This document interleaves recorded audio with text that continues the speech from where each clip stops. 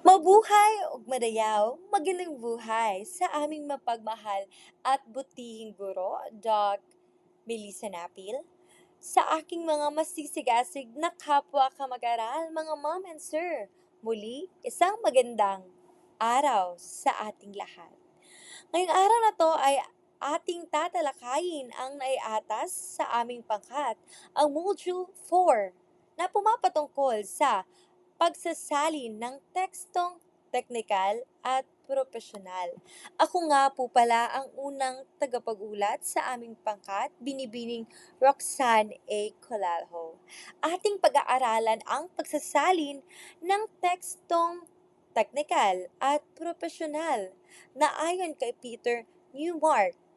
Ang teknikal na pagsasalin ay nangangailangan ng mataas na antas ng katumpakan sa terminolohiya at malinaw na komunikasyon ng impormasyon dahil ang pangunahing layunin dito ay ang eksaktong paglilipat ng kaalaman mula sa isang wika patungo sa isa pang wika. Handa na ba kayo? Well, we have no choice dahil atin nang tatalakayin ang unang paksa para sa Module 4, ang pagsasalin ng legal na dokumento at sa larangan ng siyensya. Ito ay mahalaga sa atin bilang tagapagsalin at sa pagsasagawa ng ating pananaliksik dahil sa pamamagitan ng pagsunod sa mga pangunahing prinsipyo ng katumpakan, kalinawan, consistency at naturalismo, nagiging mas epektibo ang pagsasalin ng ating pananaliksik bilang tulay ng komunikasyon sa pagitan ng iba't ibang wika at kultura. Ngayon ating alamin ang mga layunin sa module na ito.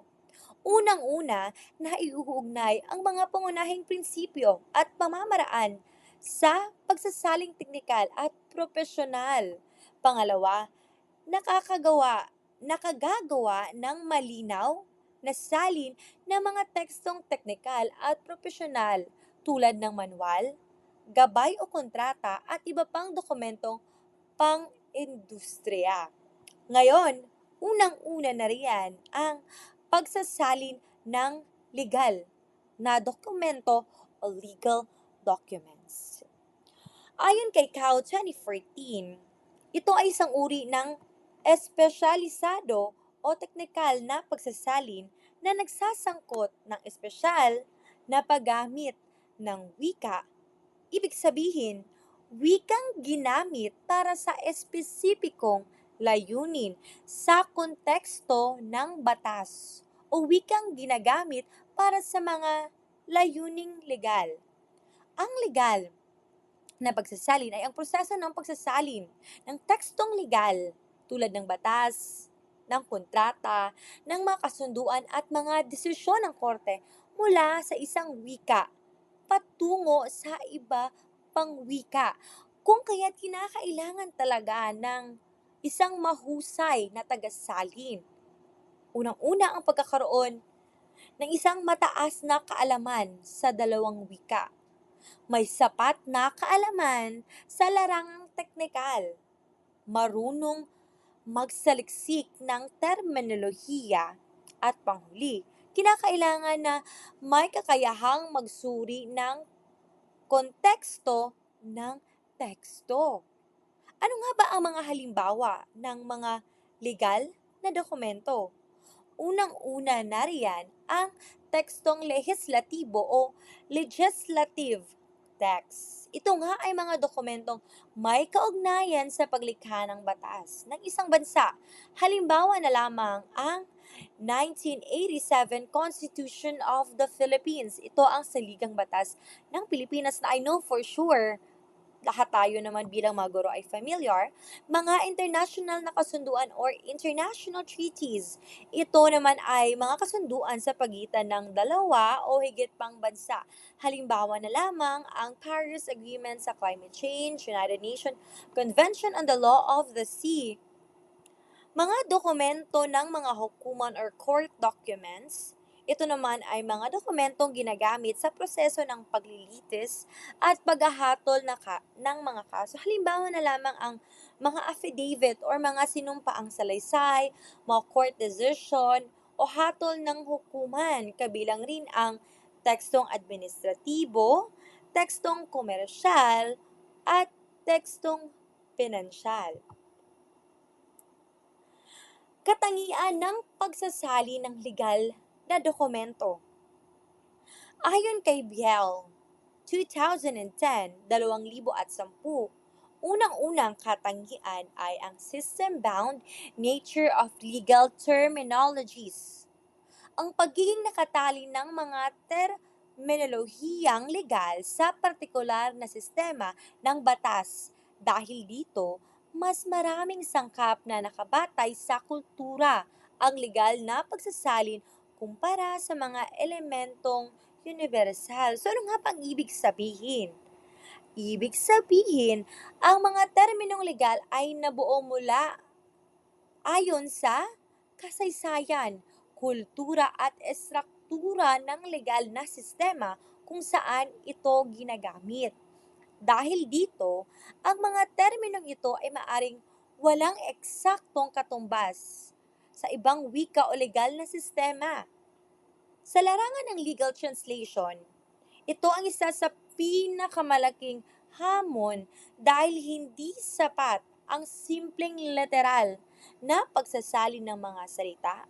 Kinakailang ding maunawaan ng tayo bilang tagasalin ang legal na konsepto at sistema ng batas ng parehong source na language or ang unang wika at ang ating target na wika na ating isasalin. Isa pang hamon ang napag-alaman ni Biel sa kanyang pag-aaral na ang hindi pagkakatugma ng mga konsepto sa pagitan ng mga sistemang legal ang siyang nasa ubod ng pangunahing suliranin sa legal na pagsasalin kung paano makakamit ang katumpakan kung hindi posible ang ganap na katumbasan. Kung gayon, ang mga tagasalin ng legal na teksto ng gumagamit ng pares ng wikang Ingles sa pag-aaral po ito sa Arabia ay nahaharap sa maraming hamon na nagmumula sa hindi pagkakatulad ng dalawang wika, maging ito man ay linguistiko, kultural o sistematiko. Ngayon, ang pangalawang katangian ng legal ng pagsasalin ng legal na dokumento. Unang-una, ito po ay may implikasyon or consequences. Ayon kay A. Jort, Patterson, and Faber, taong 2010, ang konkretong bunga o implikasyon, halimbawa, ang mga kontrata. Ito ay lumilikha ng mga karapatan at obligasyon, samantalang ang mga hatol ng hukuman ay maaaring magbunga ng mga aksyong ipapataw sa mga individual. Dahil dito, ang anumang pagkakamali o maling pagsasalin sa isang legal na dokumento ay maaaring magdulot ng seryosong legal na epekto. Sa larangan ng batas, ang bawat salita, parirala at pangungusap sa isang dokumento ay may legal na bisa. Ang mga dokumentong tulad ng kontrata, ng mga kasunduan o hatol ng hukuman ay maaaring lumikha ng obligasyon, magbigay ng karapatan o pagpataw ng parusa. Kapag isinasalin ang mga dokumentong ito sa ibang wika, kailangan talagang tiyakin ng tagasalin na ang kahulugan at legal na epekto ng orihinal na teksto ay mananatiling pareho sa salin. Kung hindi ito magagawa ng tama, ay nako, maaaring magbago ang interpretasyon ng batas o kasunduan na maaaring magresulta sa hindi pagkakaunawaan o legal na alitan. Ngayon, talaga namang napakabigat ng tungkulin ng tagapagsalin at hindi rin madali ang pagsasalin sa legal na dokumento. Ngayon ating mas mas malalaman ang iba't iba namang pamamaraan ng pagsasalin ng legal na dokumento. Ang corpus method.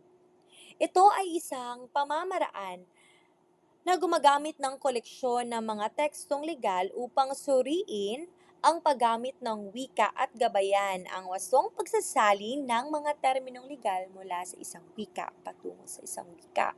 So halimbawa na lamang, kung ang isang tapagsalin ay magsasali ng breach of contract, maaari niyang tingnan ang corpus, ang koleksyon ng mga tekstong legal, ang korpus ng mga legal na dokumento kung paano ito karaniwang isasalin o ginagamit sa Filipino breach of contract. So, maaari itong isalin sa ating wika, sa wikang Filipino bilang paglabag sa kontrata.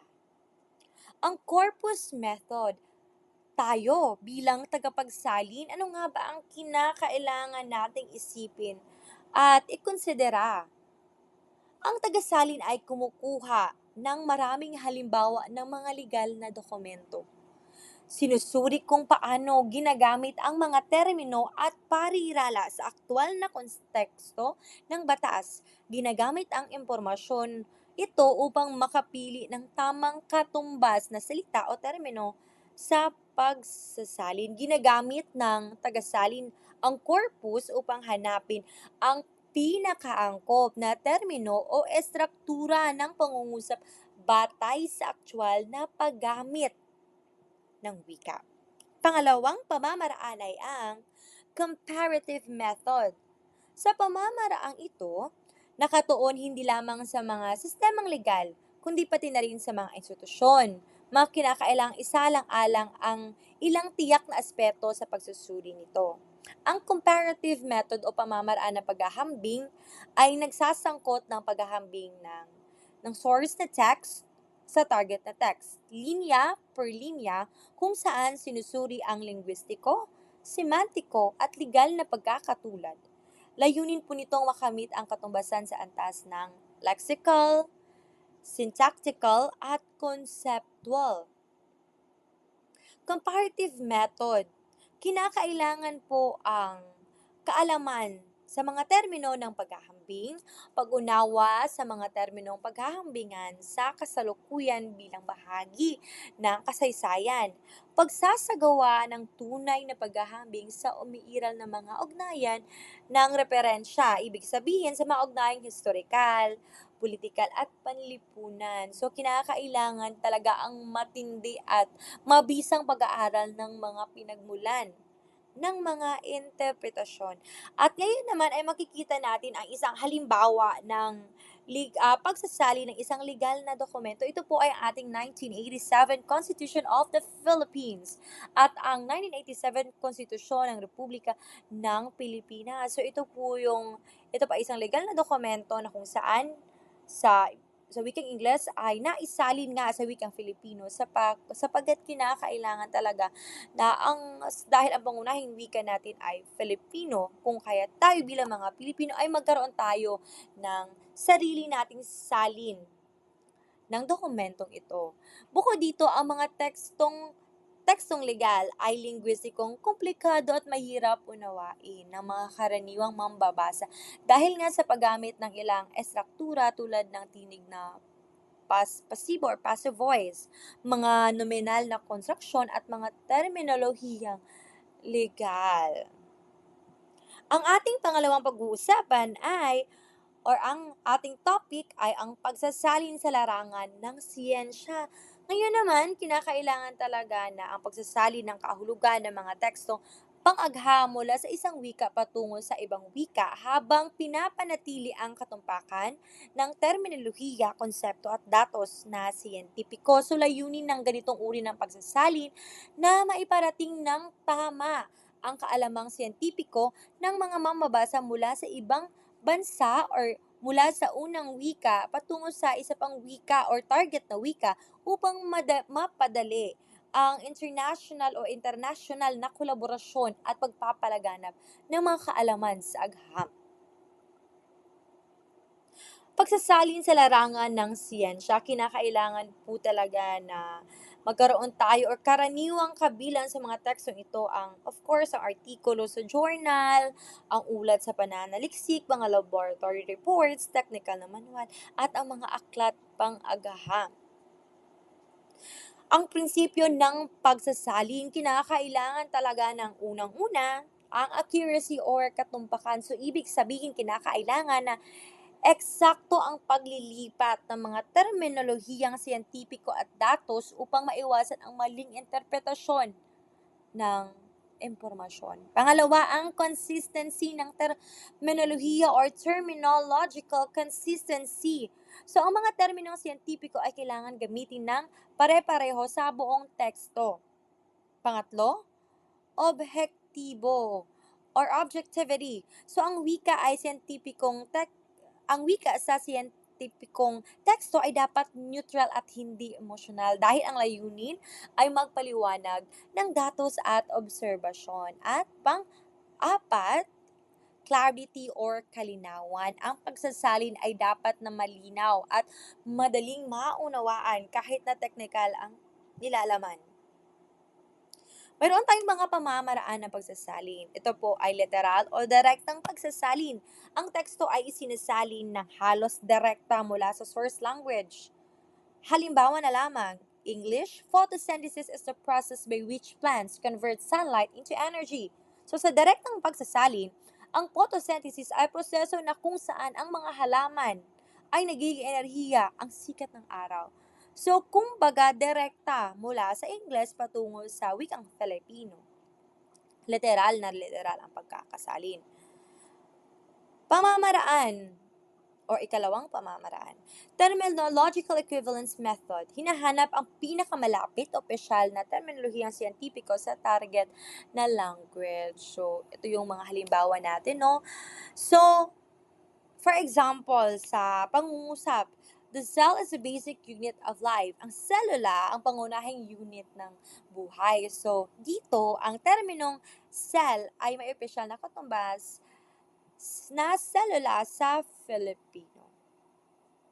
Pangatlo, ang pamamaraan ng pagsasalin. So, ikatlo, ang communicative translation. So, dito po inaangkop ang istruktura ng pangungusap upang mas madaling maunawaan ng target readers nang hindi binabago ang siyentipikong kahulugan. So, for example, the experiment demonstrated the effect of temperature on enzyme activity. So, kung ating babasahin, nakikita natin na inaangkop talaga, kinukonsidera ang estruktura ng pangungusap kung paano ito ginawa, ang structure mismo upang magkaroon ng mas madaling pag-unawa sa pahayag or sa siyentipikong kahulugan nito. At pang-apat, ang adaptation ng terminolohiya or adaptasyon ng terminolohiya. Kung walang eksaktong katumbas sa Filipino, maaari nating hiramin o iangkop ang mga termino kagaya na lamang ng DNA. So, automatically, DNA na po yung ating salin sa terminolohiyang ito. Virus, then yung virus. So, halimbawa naman if sa mga pangungusap, scientific, no, the software processes large amounts of data.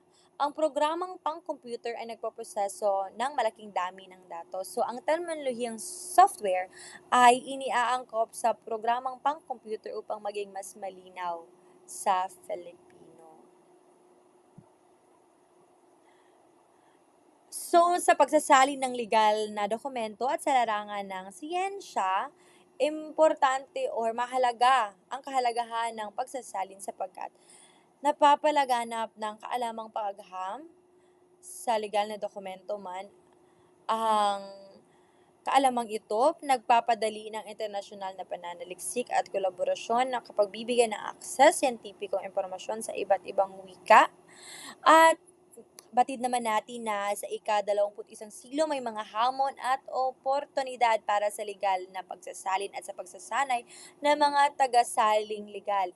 Hindi tulad ng ibang anyo ng pagsasalin, ang legal na pagsasalin o ang pagsasalin siyentipiko ay may natatanging hamon dahil kinakailangan itong isalang-alang ang mga espesyalisadong konsiderasyong legal at technical professional.